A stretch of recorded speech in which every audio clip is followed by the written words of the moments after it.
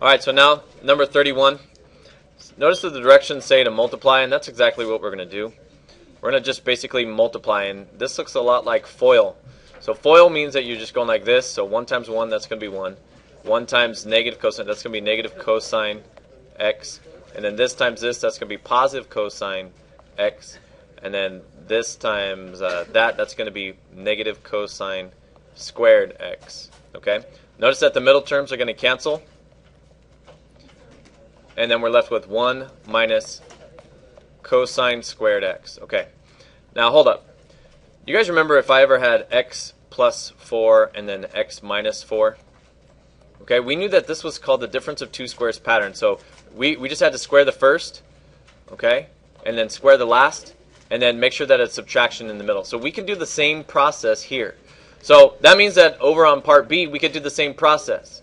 Okay, so this one's going to be 1, square the first, square the last, and then just make sure that you put subtraction in there.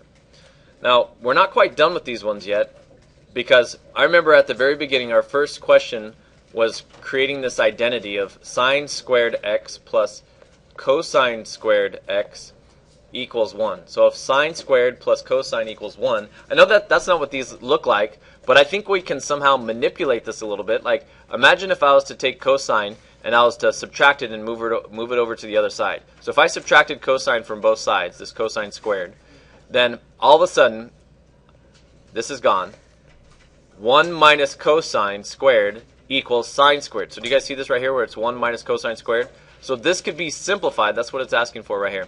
This could be simplified to just be sine squared x. Okay? So that would be the answer here. Now this one is kind of in the same fashion. This one, if you were to move the sine squared over, then it would just equal cosine. So this one's going to simplify to be cosine squared x. Okay? So now this one's not going to be exactly the same, but it'll be similar. Alright, so whenever something is squared, that doesn't mean you just distribute the square to this one and to this one. That's wrong. That's a big fat wrong. Don't ever do that. This is cosine x plus sine x. That's the first thing. And then this one right here, this is cosine x plus sine x again. Okay. So you have to distribute. So cosine times cosine, that's going to be cosine squared x. And then cosine times sine, that's going to be, well, it's going to be sine x times cosine x. We can't combine them. It's just going to stay together like that. So that one that I just did, that's these first two. So that's the squared. This one right there, that's this times this. Now notice that this and this is going to produce the same thing. So that means I'm going to have 2 sine cosine. So I'm just going to put a 2 in front right there. Okay? And then this one right here, this is sine times sine. That's going to be positive sine. That's a positive. Positive sine squared x. Okay? Now to simplify this, I mean, these identities are crucial because remember, this is sine squared plus cosine squared. That equals 1. So that means sine squared plus cosine squared, that equals 1. Okay? So I could kind of start simplifying this by saying, okay, so the sine x cosine x is going to still be there, but then these two things, that's going to just be a positive 1. Now I always want to look like, let's say if my answer choices didn't have this, then what I'm going to do, okay, just remember this. So 2 sine cosine, so sine cosine. So I'm going to look at my formulas real quick and see if I see, oh, wait a minute. How did this already get? So look, 2 sine cosine. What is 2 sine cosine equivalent to? Sine of the double angle, right? So that means that when I look back at that one right here, 2 sine cosine, I could write that, that's sine of the double angle. So it's going to be like this. Sine 2x, and then this one's just going to be plus 1. So that's how you would simplify, that. Okay? Alright, so let's move on. Let's do 32. And let me get that all taken care of. Okay, so right here where it says solve, solve means that you need to get x by itself. So in order to get x by itself, we're just going to use the techniques that we use for a quadratic. So watch, I'm going to erase these guys up here and show you what you should already know.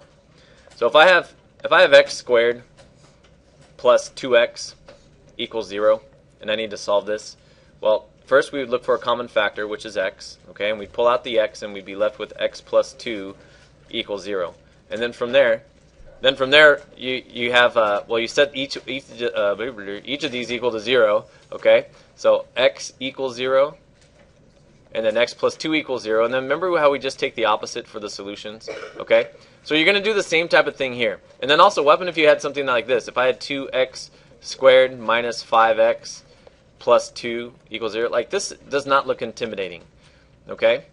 So all these examples here that are on the bottom, like, look, it doesn't really matter what you put right there. Like, what happened if I replace that with a y? Could you still solve it using the quadratic, either the quadratic formula or using the x? You could still do that, okay? So let's say that it's not a y, but instead it's something crazy like a happy face, okay? So you're still going to be isolating it the same way, same technique, okay? But now look at this one down here. So instead of the happy face, we have a sign in the mix. Okay, so we're just going to solve it like a regular quadratic, and then we're going to go from there. Okay, so I'll replace it with an x. All right, so let me start with A.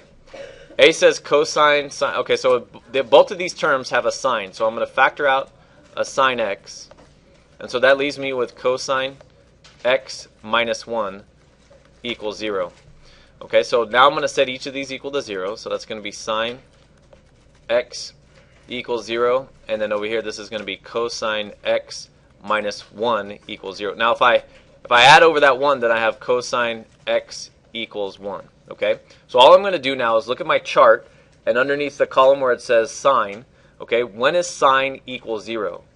Well, sine is 0 at 0 pi, right? At 0 degrees or 0 pi, and then it's also 0 down there at 180 degrees, so that's going to just be pi. And then it's also 0 down at 2 pi. Now I'm not going to put 2 pi because you guys see how right here in the interval it says if it equals 0, that's cool. But then over here it says up to 2 pi but not equal to 2 pi. So I don't have to put the 2 pi for this one. So that's what x equals on this side. Now over here cosine equals 1 at 0 pi and then at 2 pi, but I don't have to put it. And since I already have it here, I don't necessarily have to put it twice. So these are the solutions for part A. Now part B, notice that this looks exactly the same. This is like 2x squared minus 5 and then 2. So all we're going to do is use the x. Okay, factors of 4, that would give me negative 5. That's going to be negative 4 and negative 1. Divide by your a term. A term is 2. And then reduce if you can. So that's going to be negative 2 over 1. Okay, so then up here, this one looks like this. It's x minus 2. And then this one's 2x minus 1. Okay? Now instead of the x, all I'm going to put is just the sign. So down here when I factor this using the x, it's going to look something like this. Sine x minus 2. And then this is 2 sine x minus 1. Okay? Now we set both of those equal to 0. Now I'm going to just kind of skip ahead, and that 2 is going to move over, so I'm going to have sine x equals 2. And then over on this side, this is going to be, well, you're going to have to add the 1 and then divide by the 2. Maybe I'll do that to show you. Okay, so add the 1 to both sides. Then divide by 2. So this one's sine x equals 1/2. And now just like the previous problem, I'm going to look. Now, where does sine equal 2? If we look up at our chart, and as we're staring at it, does sine ever equal 2? No, it never does, because this is a unit circle, and the unit circle has a radius of 1. So it's never going to extend out to 2. Okay, so this one, a lot like if we ever have a 5 on the outside of a solution, when we set 5 equal to 0, it doesn't really work, okay? Like we just kind of cancel it out. So whenever it goes beyond the realm of the unit circle, we just kind of ignore it and say, don't worry about that guy. But now over here, we can find when sine equals 1/2. Sine equals 1/2 at 30 degrees, which is pi over 6. And then also at 150, which is 5 pi over 6. Okay? Those look like those are the two values. Now I'm going to pause right here, and we'll do the next one in the